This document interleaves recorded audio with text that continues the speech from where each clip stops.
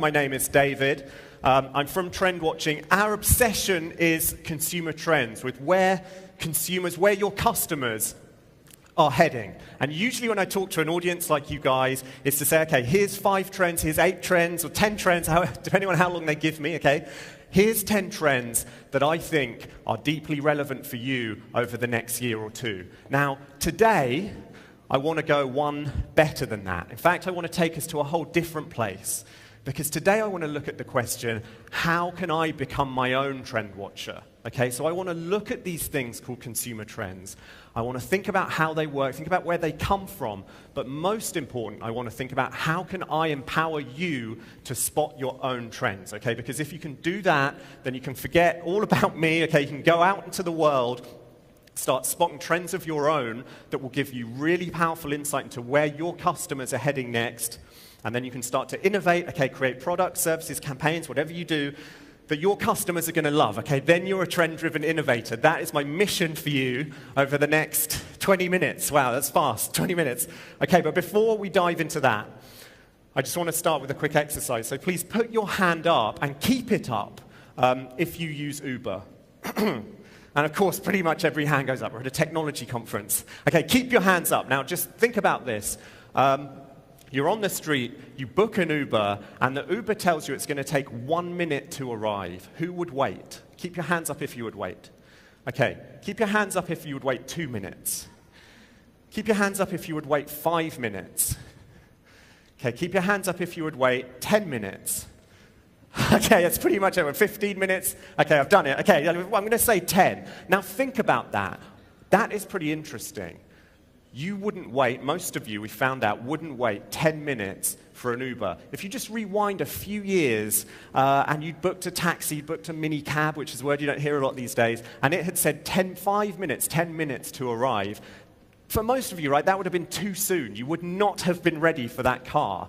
It just feels to me as though Uber has made you less patient. Uber has changed the way you operate in a subtle way when it comes to, just engaging with transport. And in fact, you guys are not alone, right? This is a very interesting graph that Uber put out recently.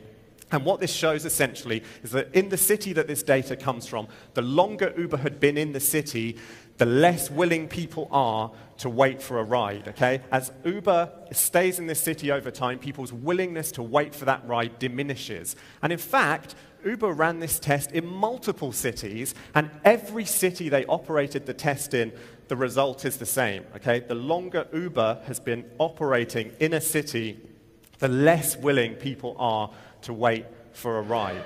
Okay, so it just feels to me as though Uber has subtly rewired what these people expect, the way they work when it comes to engaging with a brand over transport. Uber has changed the expectations of these people. Now, I would love you to just hold that thought. Take that thought, squirrel it away, because that thought essentially gets to the heart of everything that I want to talk to you guys about for the remaining 15 minutes.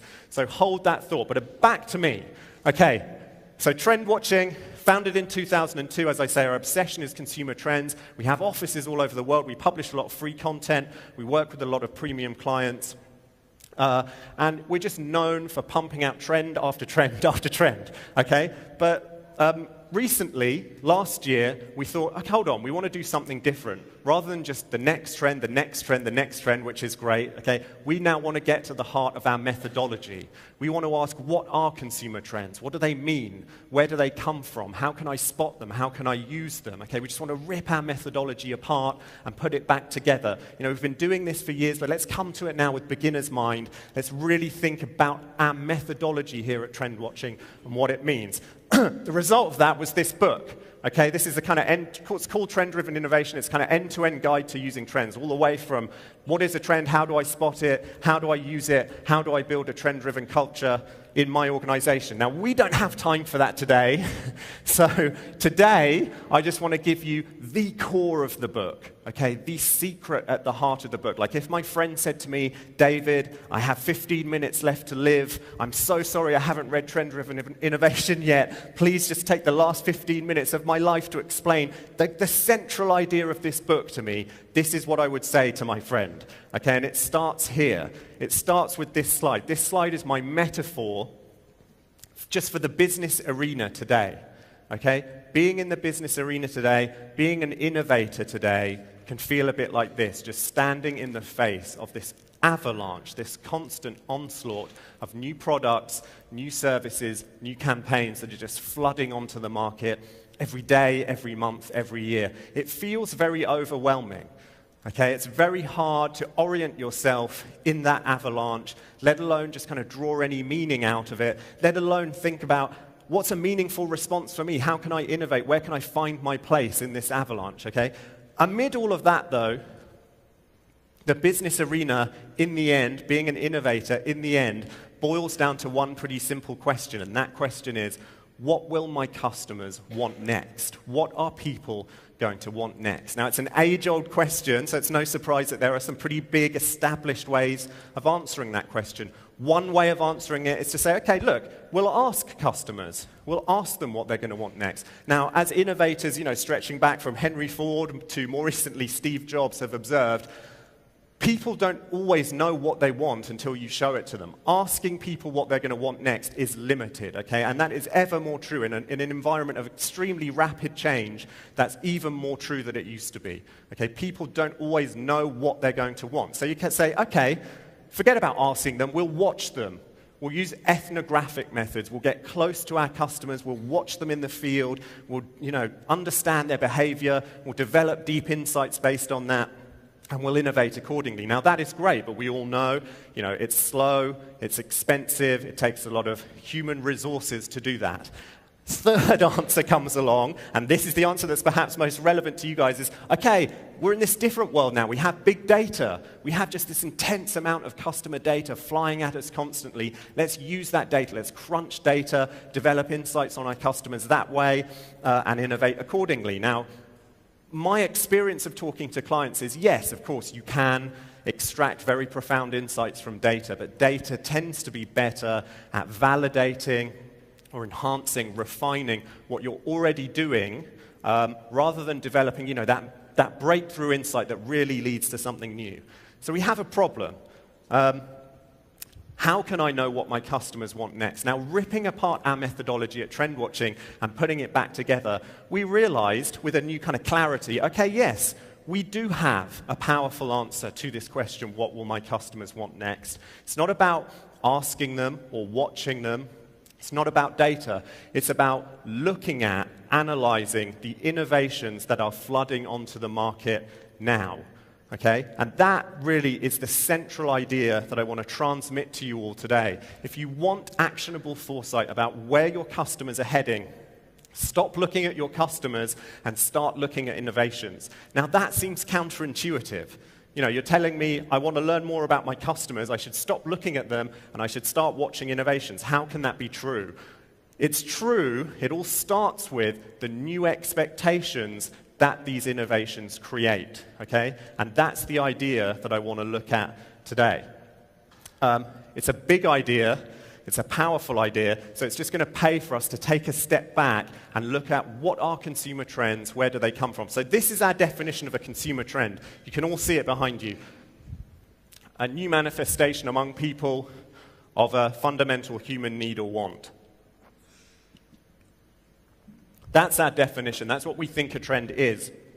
And crucially, we think trends emerge as innovators address people's basic human needs or wants in new ways. Now, there's a lot going on in these statements, so I'm going to take a step back even further and just run you through that model in greater detail. So we have this model that says, it's a model of how consumer trends emerge. And it says, on the one hand, there's external change, okay? The world is changing around us all the time very rapidly. There might be technological change, attitudinal change, social change, very rapid change. Okay, we're used to that. We live with that.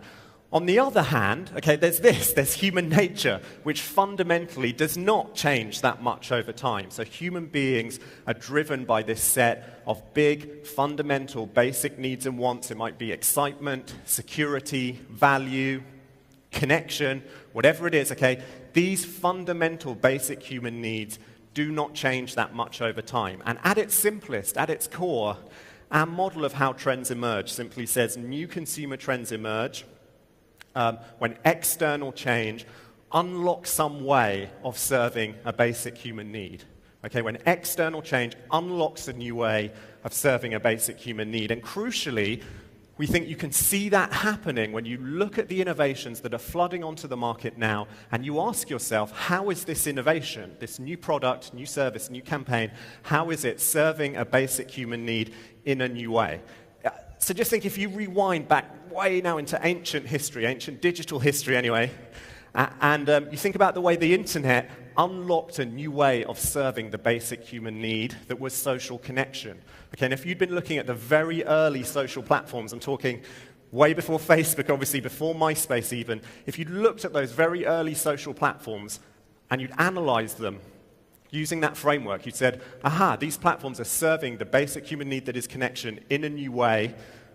You may have been able to, by watching those platforms, by analyzing those platforms, spot the trend that became social media, okay, which of course now, for years and years now, has not been a trend, it's just daily life. But that is a great example of how watching innovations through this framework allows you to spot trends. And the crucial thing here is that innovations that serve a basic human need in a new way create trends because they create new customer expectations. Okay? Innovations that serve a basic human need in a new way rewire consumers. They change what customers expect. And once those expectations have been created, they spread. Okay? They spread across industries, they spread across geographical borders, across markets, they spread across demographics, and those expectations spreading, that's what a trend is, okay? That is a trend in action, okay? That's really important. And that's what watching trends is essentially all about. It's watching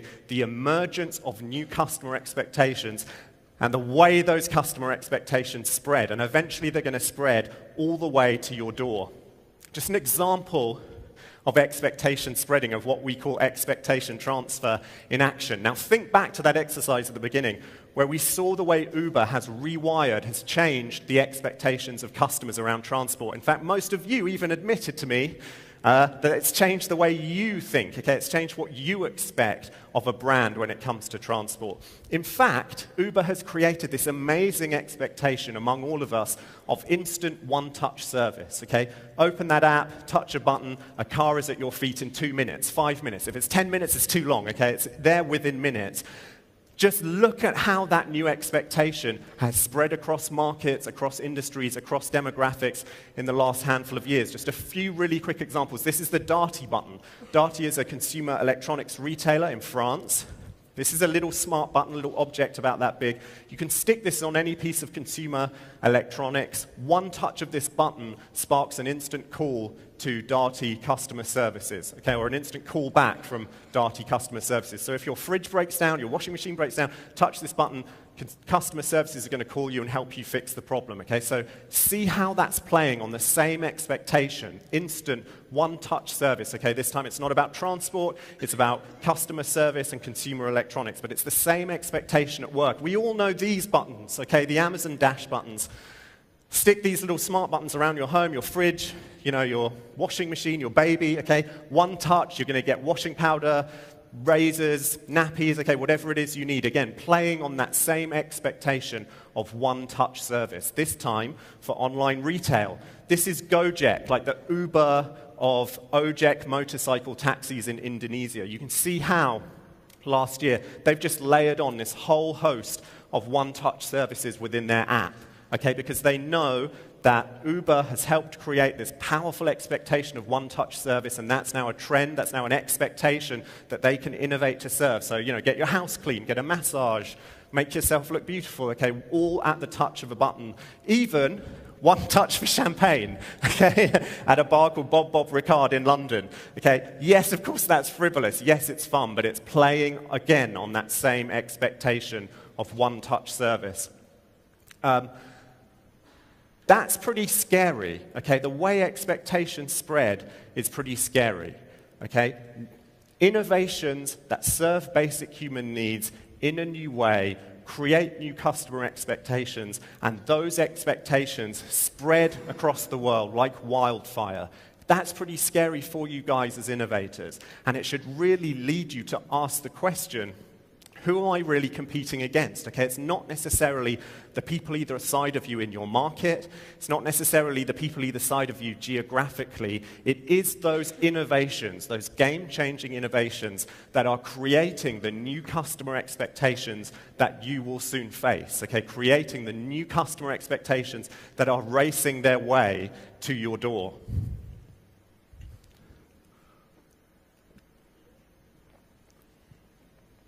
And that is why watching innovations, interrogating them for the new expectations they create on the part of customers is such a powerful way to answer the question, what will my customers want next? Okay, that is why everything we do at Trend Watching is fueled by this. This is the Trend Watching Insight Network. It's a network of thousands of people all around the world, people just like you, sending us examples of new products, new services, new campaigns launched in their market every day. And I'm head of the team that's analyzing those innovations, asking, what new customer expectations are these innovations creating? How can we draw lines between them?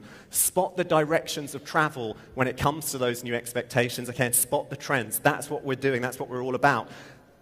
And that means when we see an example like this, okay, that can, and others like it, it can lead us to a new trend. So this is the Swedish rail operator. Love this example. This is an app that will tell you about train delays up to an hour before they occur. And the reason it can do that is because it's fueled by a very powerful artificial intelligence that's crunching huge amounts of data in real time from the rail network, analyzing it and using it to predict train delays before they happen. Okay, now when we see an innovation like this, and we see others like it, it leads us to a trend like this. We call it beneficial intelligence. This is all about using artificial intelligence to deliver services to consumers that add real value, right, that they really want.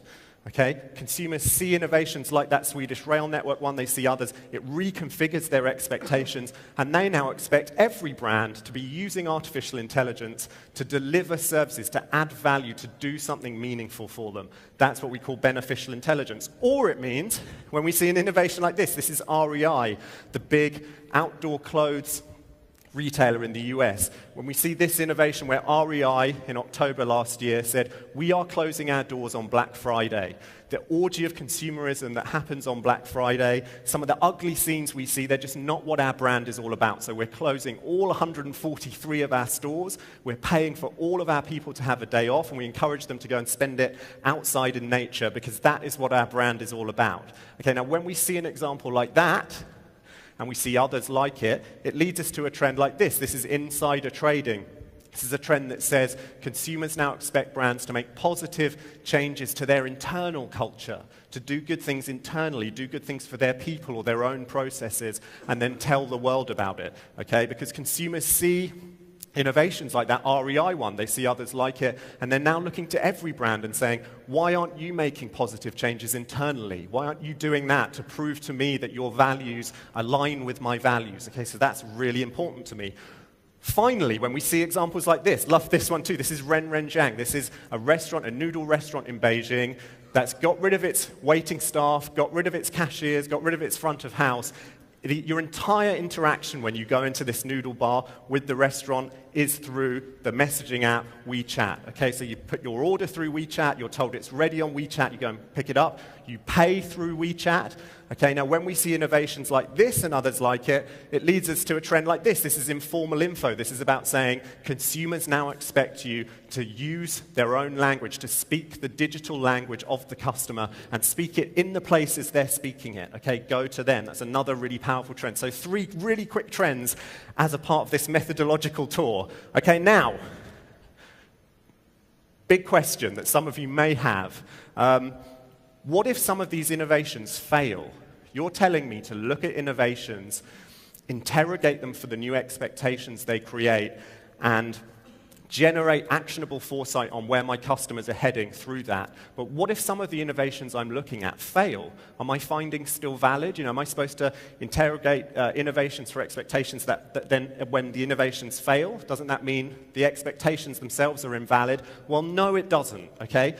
It's a very good question, but the answer is simple. The answer is it's about customer expectations. It's not about success or failure, and that's really, really important. I just want to run you through a very quick example or story of why that's true. So this is the black phone. This is a phone that's all about end-to-end encryption. So on this phone, your data, your text, your messages, your pictures, everything is secure. This is the fair phone. This is a phone that's all about ethics and sustainability. So it's made with conflict-free minerals. Workers are paid a fair wage. Everything about this phone is ethical. And this is Project Ara. This is Google's project to build the world's first modular smartphone. Okay, now, am I saying that those three phones are going to knock Apple and Samsung off their perch, next year? Are these phones going to be the number one phones, the phones in everyone's pocket next year? No, I am not. Okay, but what I am saying is that the expectations that those phones create are going to be in everyone's head next year. And think about it, okay, consumers don't have to buy those phones, they just have to see them. And in today's connected world, they will see them, okay? They just have to see them to have their expectations subtly reconfigured. You're maybe already asking, how come my phone isn't totally sustainable? How come when I drop my phone and the screen breaks, I can't just slot in a new screen, I have to buy a new phone? That sucks, okay? So just by seeing it, your expectations have been reconfigured. And by the way, Apple and Samsung know these expectations are coming down the pipeline. Okay, what did we see at the end of last year? We saw Apple massively beefing up its encryption and its data protection in its new iOS, okay? We saw in the middle of last year, Apple looking very powerfully at ethics and sustainability and changing a lot of its supply chain to make it more ethical. And we've also just seen Samsung getting a patent for a modular smartphone camera. So they are innovating to meet the expectations that these phones are creating, okay? They know these expectations are coming down the pipeline, and the expectation onslaught never stops. Right? This is the world's first waterproof smartphone. You can wash this phone with soap and water for you germ-phobes out there. Okay, this is the world's first smartphone with a 360 camera. Okay, if that's your thing, if you want to take amazing 360 pictures, the expectation onslaught never stops. There we have it. I'm wrapping up now. That's it in a nutshell. Okay. These innovations create new customer expectations. The expectations spread. Now, we started off with this slide of just the innovation onslaught, the mass wave of new products, new services, and campaigns into the market, and how overwhelming that is. If you look at those innovations through the lens of new customer expectations, if you interrogate them for the new customer expectations they create, that onslaught, rather than being overwhelming, becomes deeply empowering, okay? Because then the more innovations you see, the more empowered you are to spot your own trends. And pretty soon, that becomes a habit, okay? It becomes a new way of seeing the world. Okay? If you just look at every innovation you see through this lens of new customer expectations, and there's no time like the present. You're about to see some amazing innovations at this conference. You're going to talk innovation for the next 2 days. If you just look at what you see at this conference through the lens of new customer expectations, then I really believe that you will double the power. You will make this conference even more valuable than it would have been before. So take this new way of seeing the world out with you into this conference, out with you into the world.